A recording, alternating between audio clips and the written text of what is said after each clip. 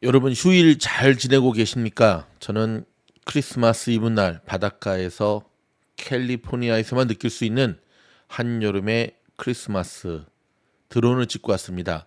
영상 올려드렸죠? 보시기 바라고요. 주말에도 쉬지 않는 미즈노의 3시간 뉴스 바로 시작하도록 하겠습니다. 자, 며칠 전에 X가 먹통이 되었었죠. 이것 때문에 지금 중국이 난리가 났습니다. 그냥 접속을 차단시켜 버렸는데요.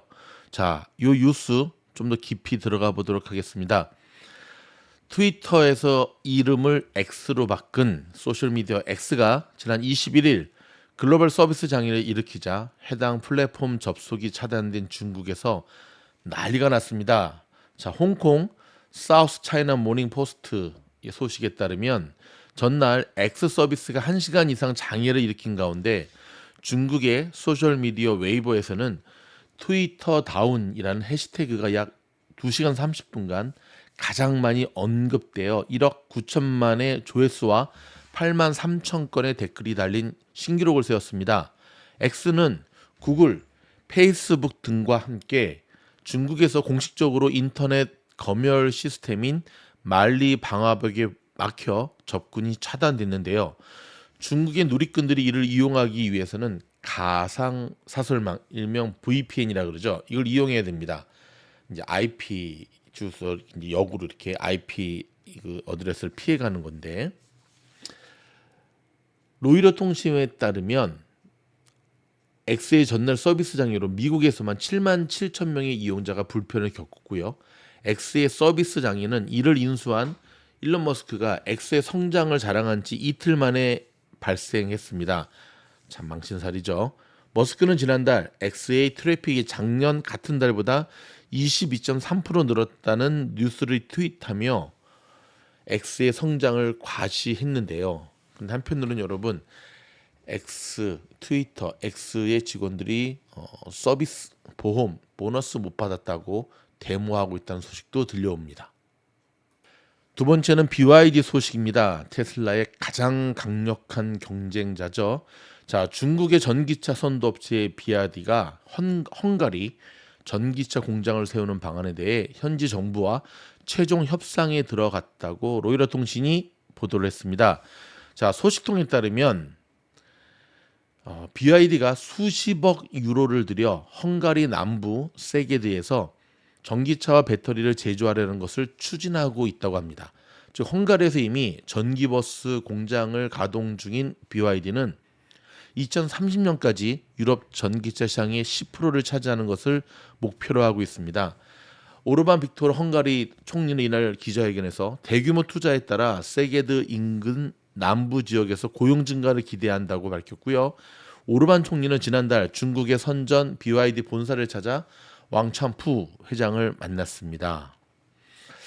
자, 니오도 뭐 굉장히 프리미엄급의 고급 세단 승용차를 내놓고 있는데요.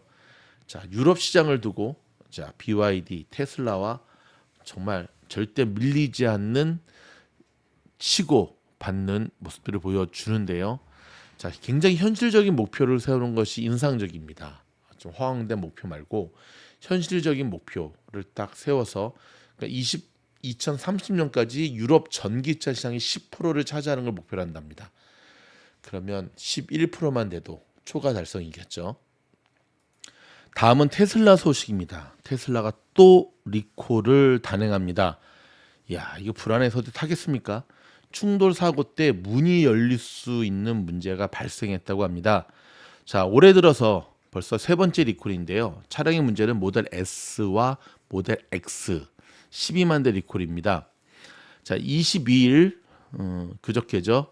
자, 미국 도로교통안전국의 홈페이지를 통해 테슬라가 모델 S와 모델 X가 충돌할 경우 문 잠금 해제 데스가 있고 열린다는 거죠. 이로 인해 부상 위험이 증가할 수 있다는 점을 인정하고 리콜을 결정했다고 밝혔습니다. 리콜 대상은 2021년부터 올해까지 제조된 모델 S와 모델 X 차량입니다. 자, 저희 미즈널 방송 들으시는 분들, 여러분들이 갖고 계시는 차량도 잘 한번 점검 해당이 되는지 살펴보시기 바랍니다. 테슬라 측은 지난 14일 기준 해당 문제로 인한 인명피해는 없었다면서도 문제 해결을 위해 무선 소프트웨어 업데이트를 무료로 배포한다고 밝혔습니다. 리콜 대상 차량 소유자에 대한 알림 문자는 내년 2월 17일에 발송될 예정인데요. 자, 웨시는 테슬라의 이번 리콜 계획 발표가 앞서 오토파일럿 운전자 지원 기능의 안정성에 대한 우려로 인해 미국 내 모든 차량에 대한 리콜을 알린 지 일주일이 채 안 된 시점에 이루어졌다고 지적을 했고요. 테슬라는 지난 13일 자율주행 보조장치 결함을 해결하고자 2012년 10월 5일부터 올해 12월 7일 사이에 생산된 모델 S, X, 모델 3, 모델 Y 등에 대한 리콜을 발표했지요. 지난 2월에도 운전자 보조 프로그램인 FSD 결함으로 36만 대 이상의 차량을 리콜했습니다. 자, NHTSA는 테슬라 오토파일럿의 자동 조향 기능이 충돌 사고 위험을 높일 수 있고, 그러니까 이제 오토스틱이죠. 운전자가 주의를 기울이지 않는 한 이 기능을 쉽게 오용할 수 있다고 지적을 했습니다. 따라서 MBC 뉴스 인터뷰에서 테슬라의 구체적인 효과를 모니터링하고 최고 수준의 안전을 보장하기 위해 자동차 제조업체와 계속 협력하고 있다면서 테슬라의 오토파일럿에 대한 조사가 진행될 것이라고 밝혔습니다. 정말 테슬라 끊이지 않는 악재가 출현하네요. 자, 이 외에도 자잘한 뉴스들이 좀 있긴 하지만 일단 임팩트 있게 월요일 화요일부터 시작되는 테슬라 매매에 꼭 주목해야 될 키워드를 중심으로 준비해드렸습니다. 여러분, 저희 영상이 도움이 된다고 한다면 좋아요, 구독, 알림 부탁드리고요. 구독과 알림은 여러분에게 신속하게 정보가 전달될 수 있는 장점이 있습니다. 고맙습니다.